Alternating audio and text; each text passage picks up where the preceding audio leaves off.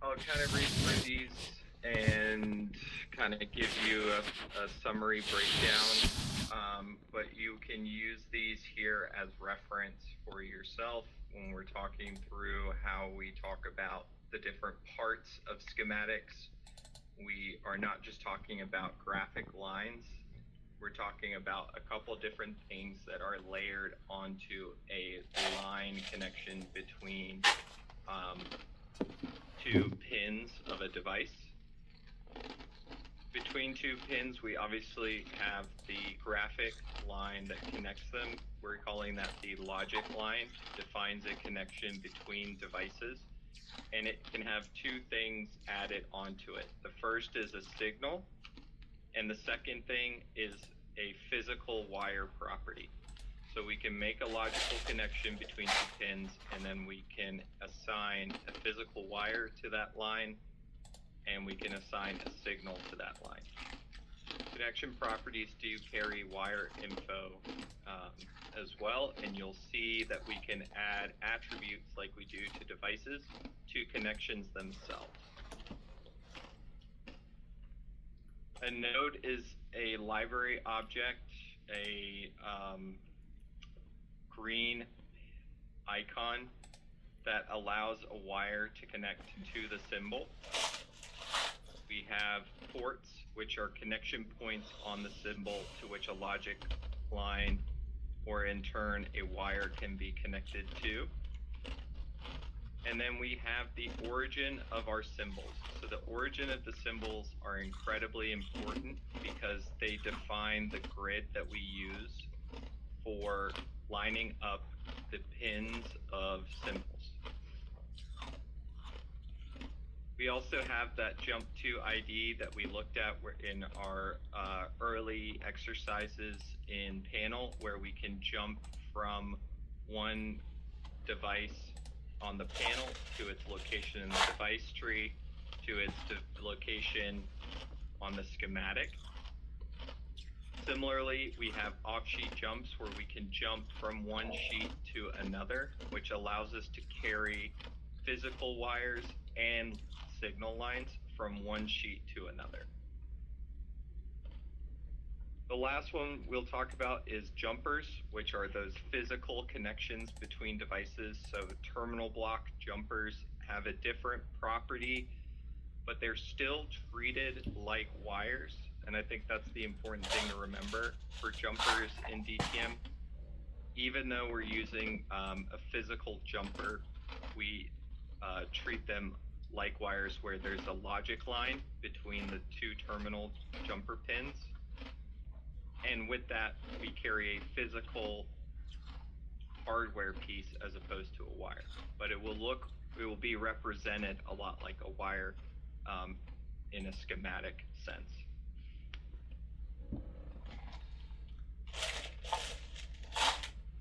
So just like we talked about the workspace, if you find that you want to refine a workspace for schematic, you can remove a lot of the objects at the top of your taskbar so that you can have a more simple space to work in if you're purely doing schematics.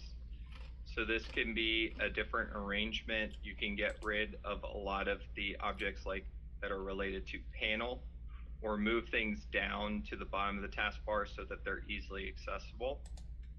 And we'll look into that as well.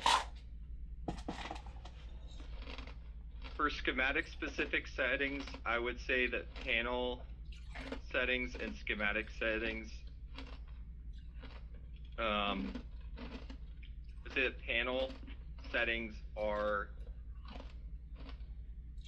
how we can define a configuration for our settings. So what we want our defined grid size to be, where we want our default directories to be located, the color of our highlights, what our default wire markers are, what our default wire properties are, what our measurement units are. But the other thing that a template file will do is if we were to open this up here, and I go to Tools and Settings, I can define a lot of different parts of how I want my settings to be, and these are saved in this location here. See Users, Public, Documents, Sukin, E3 Series, Project _ ANSI, and they're saved as a .e3t file. We can also use templates to set up the default configuration for our sheets, but we do that a little bit differently. If I want to create a default template, I need to first start a new project because I want to save a defined structure. If I save a template file or save a project as a .e3t template file, I'm also saving any progress I've made with that project. So any work that's done adding devices or components is added to the template. If I then use that as my initial settings for when I load a project, then I'm going to load whatever progress I've made there. So anytime we're editing the settings, I would encourage you to open a fresh fresh project file. Come into your tools, go to your settings, make any changes to these that you find necessary. One that I would highly encourage is to define some directory paths. If we go to open a project file, it will open to our last available window. But if we're importing step models or we're exporting E3P files, E3 part files, we can actually define a default location for those so it will open directly to that. Otherwise, in a lot of cases, it will open to a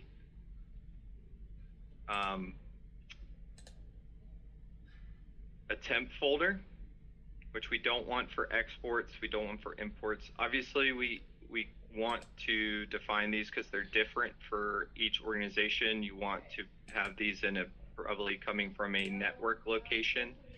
And then you have this option over here to retain the last directory. So if it makes sense, you can just check this box for what applies.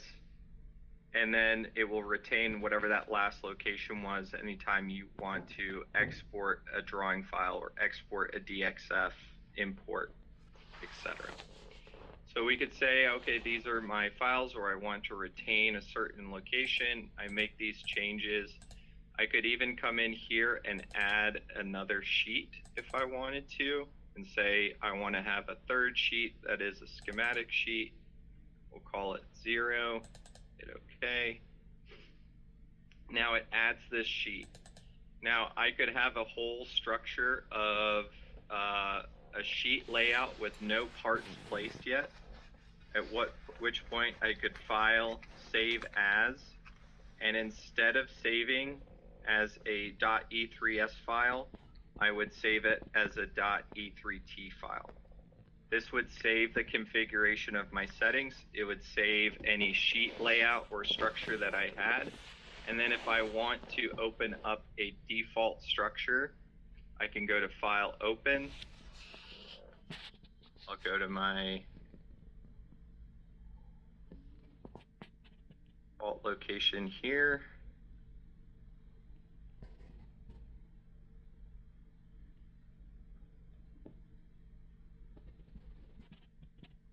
And then change it to .e3t.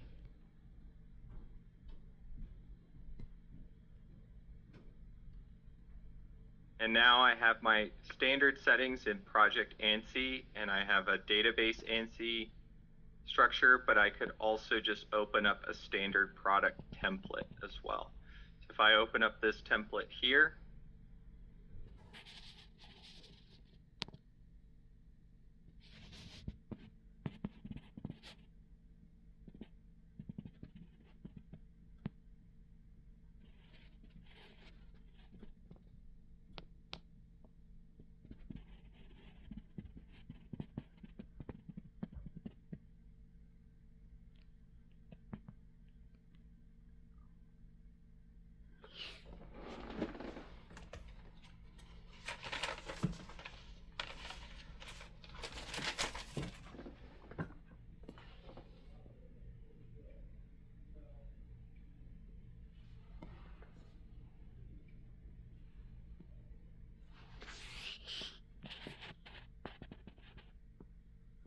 Now, instead of opening up just that 2 sheets, I've actually saved a file structure where I have a default cover sheet starting point. I have a panel layout with a default configuration for my panel as a starting point, and I have a blank template schematic sheet here. So we can actually use template files not only for our settings, but also to open up standardized starting points for all of our projects. So if I know that I'm going to have a certain configuration, or I have a certain product that starts with this layout or starts with a certain 480 volt power distribution sheet, however far I can get into that process, I could then save that as a template.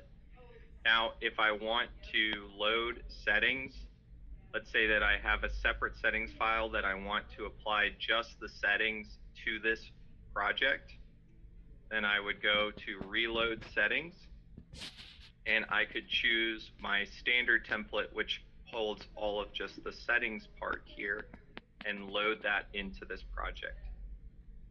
That would include any configuration of my default wires or things like that.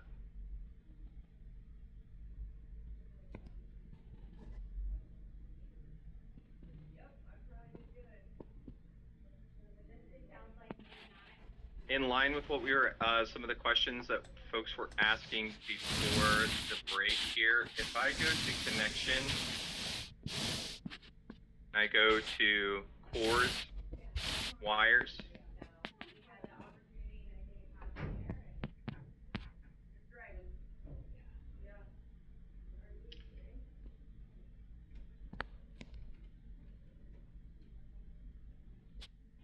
here I can get a couple different options for how I want my wires to be generated. I can use signal equivalence, which we'll talk about, which is basically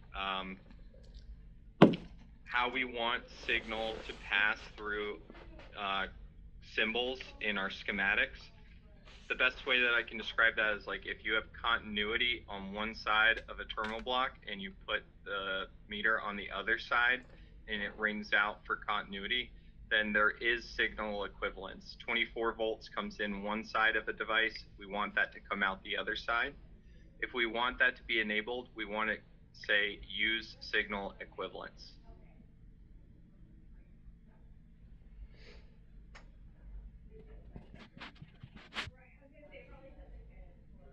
We can also turn on the physical data of cavity part models instead of the device model. This can be used in the case of ferrules. If you want to have ferrules on your wires, then you can define ferrules as active mating connectors for your wires, and you want to check use physical data of cavity part models. So these are two things that just want to make you aware of, because they will determine how you set up your settings if you use those. Other things that are available here that I want to point out, for the purposes of the training, we turn off horizontal router and vertical router for your auto routing. When this is turned on, if I place two symbols with their pins in line with each other horizontally, it will automatically create a logic line between them, and the same vertically. But for the purposes of the training, these are turned off.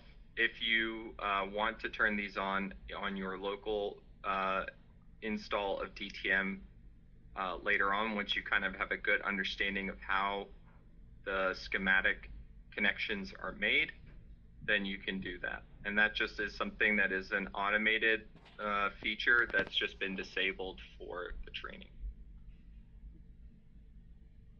You'll see here you have a general working grid, and you have a alternate grid here. We'll talk about that a little bit later on.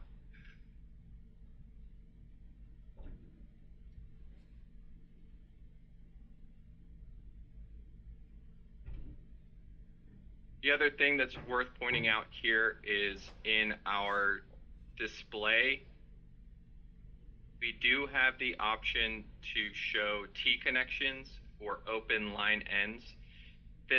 These are shown because they can determine how we make connections, and we may run into some friction with our schematics if we are not aware of where T connections are being made, or there's an open line end where basically there's just an open circuit and there's not a connection being made.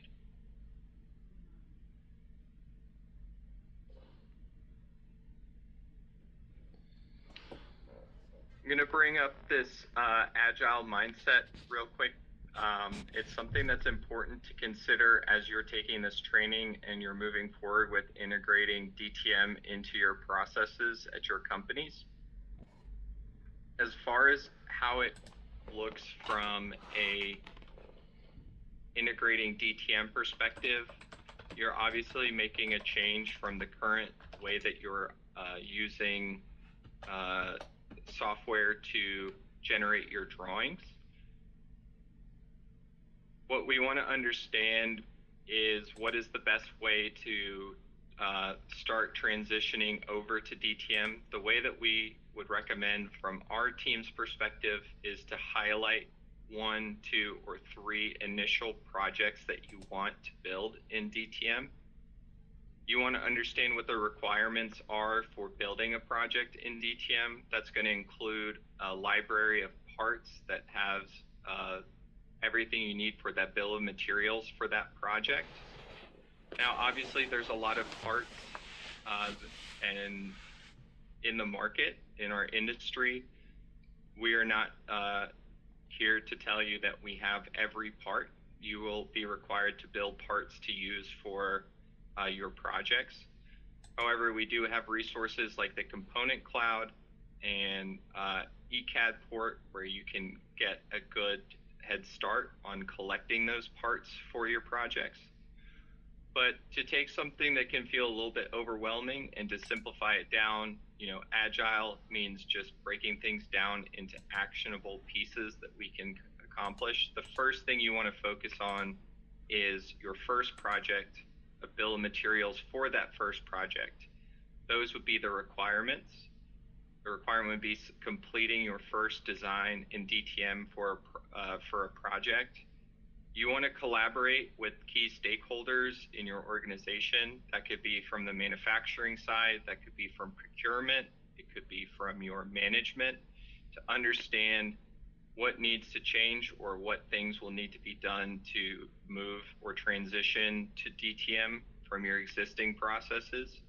And then, of course, when you complete that first project, it's important to review the work that was completed, were the requirements met, and what needs to be changed or what needs to be integrated to make sure that we're successful with moving on. And then you want to get that feedback and then kind of bring it back to the next project where you have a fresh outlook of requirements. So just something that we want to touch on here in the training, set some expectations. Obviously, our team is here to support you. As part of your purchase of DTM, you have access to DTM support, and DTM support is included in the price of your purchase. So I would encourage you to utilize it to help you overcome any hurdles or challenges that you might be facing as you're A, learning the software, and B, learning how to apply it to your organization.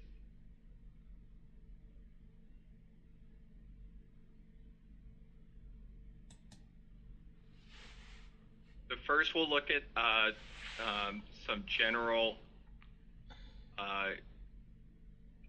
interface. The thing that's going to look a little bit different from the panel, you may have already been exposed to it, but we have here a collection of terminal blocks. The terminal blocks are generated as a terminal group. So I'll show you why that's important.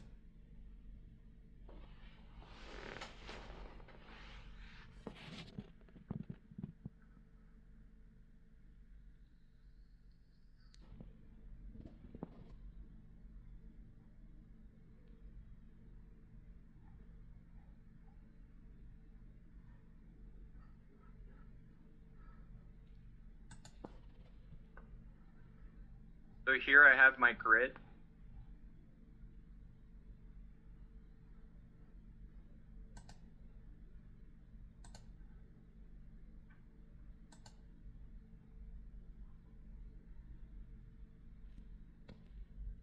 I'm going to come down to my terminal blocks. And I'm going to place a single terminal block on my first row.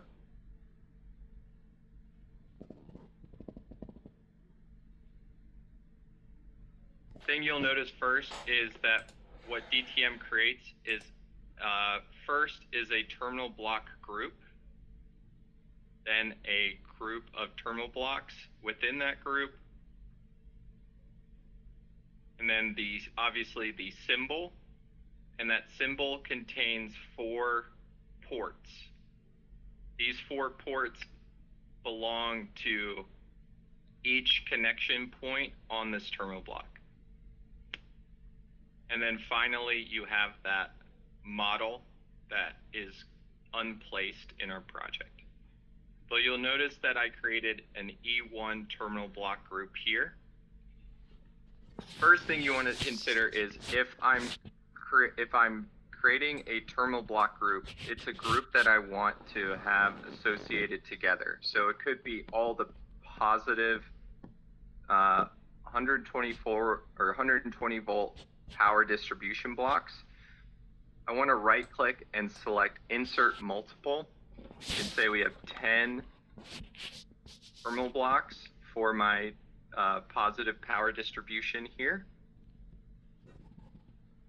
Now you'll see that my terminal blocks are going to be grouped as one terminal block group E2. And within that, I have 10 terminal blocks. And if I want to place these on my schematic, I can right click and place, or I can place one by one. So I'm going to select place one by one. Now, as I come in, you'll see that I'm moving at an 1/8 of an inch increment along my grid. That's how we know that we can keep these in line. And as I go down, I'm just continuously placing each one on its own row.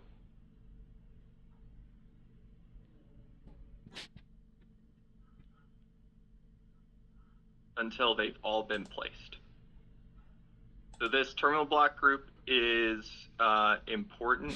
What I see a lot of times is I see a lot of people adding terminal blocks one at a time, and what they end up doing is separating every single individual terminal block into its own terminal block group, first of all, and every single terminal block ends up with the number 1, right?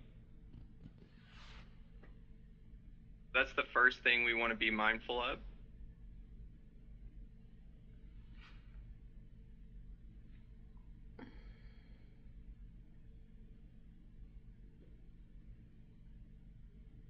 I'm going to change the name of this to E1.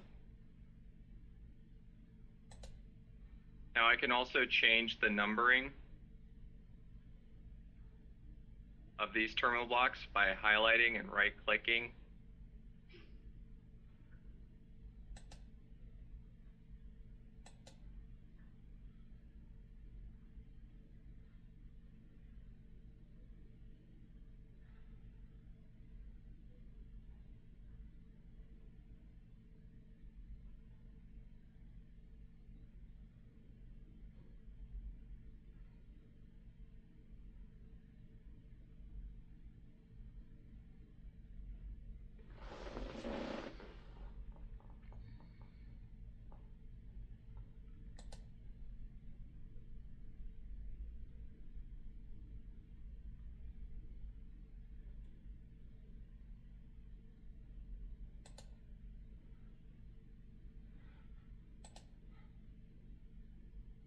Way that we can do that is going to do with our NA standards tool. We can actually redefine these based on a couple different things. We can define them based on the row, and or we can define them based on the devices that they are connected to, whether it be a PLC or things like that. We could rename this entire group here to be our 24 volt DC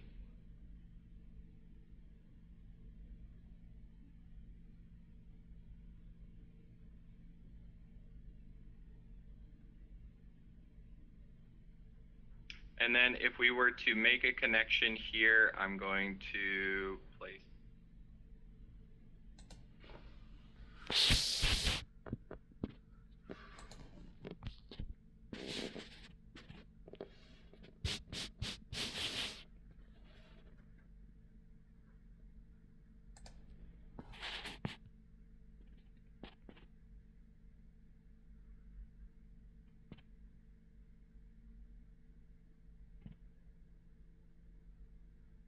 And I want to make note of the ports that we're talking about here.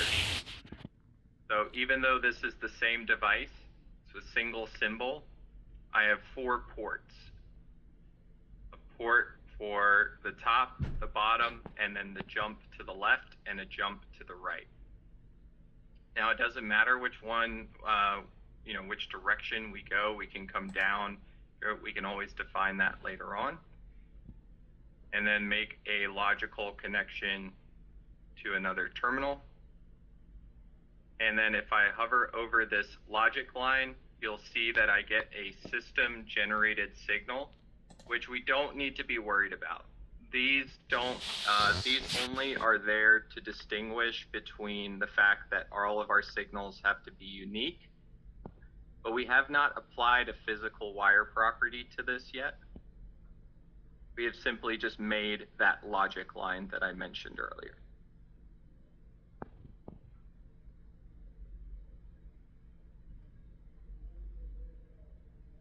If we look at the in here for terminal block 1, see that all 4 of our pins have been placed here because they show in blue.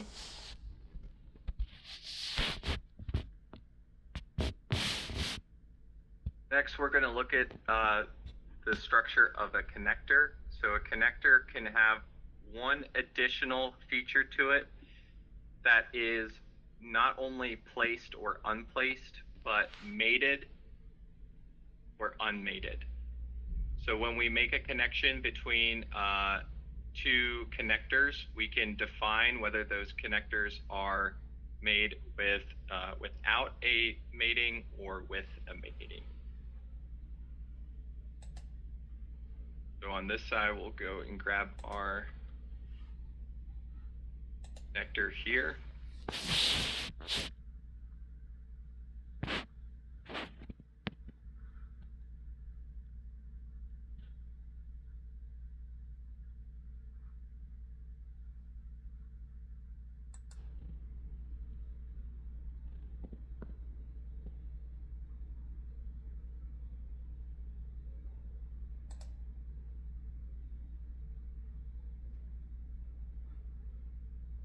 And you'll see here as I move closer to this, so this is my female connection, this is my male connection here. You can actually see that if I were to drop it right here, I'm just placing it on the sheet. However, bringing it in next to it on the grid shows this plug icon. Might be hard to see with my, you'll see that there's actually an option for mating. So we'll go ahead and place connection here. I'm going to take 1, 2, and 3 and leave them mated. I'm going to take 4, 5, and 6 and move them back. And I'm going to remove 7, 8, and 9. Now, if we look at how that shows in my tree here, we can see that 1, 2, and 3 of pin 1, 2, and 3 have been added and placed. but they've also been mated. So you see this kind of semicircle around the mating pin connector. 4, 5, and 6 are placed but unmated, and 7, 8, 9, and 10 are unplaced entirely. We can always come in and add them in later just by selecting them, right-click, and placing. We can come in and add them in as needed.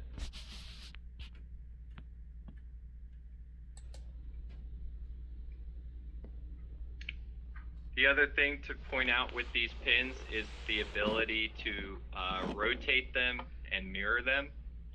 So if I want to, I can actually rotate these pins by hitting R.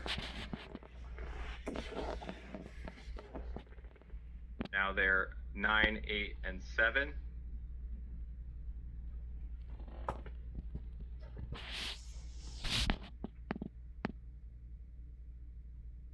I can mirror them on my y-axis by hitting Y.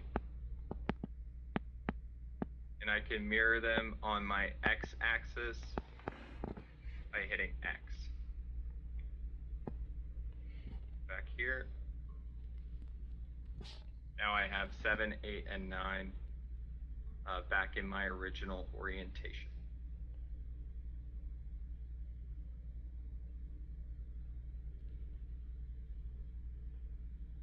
It's important not to overlap objects or symbols, so bringing this in here and overlapping is going to be an invalid position. You just want to be within that space where it actually recognizes that these two are mating connectors.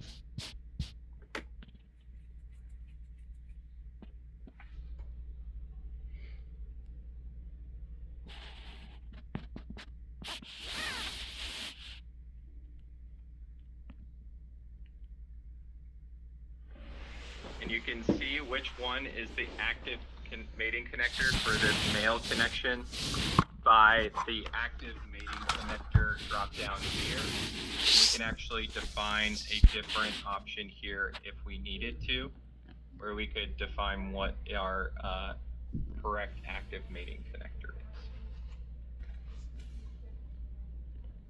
is.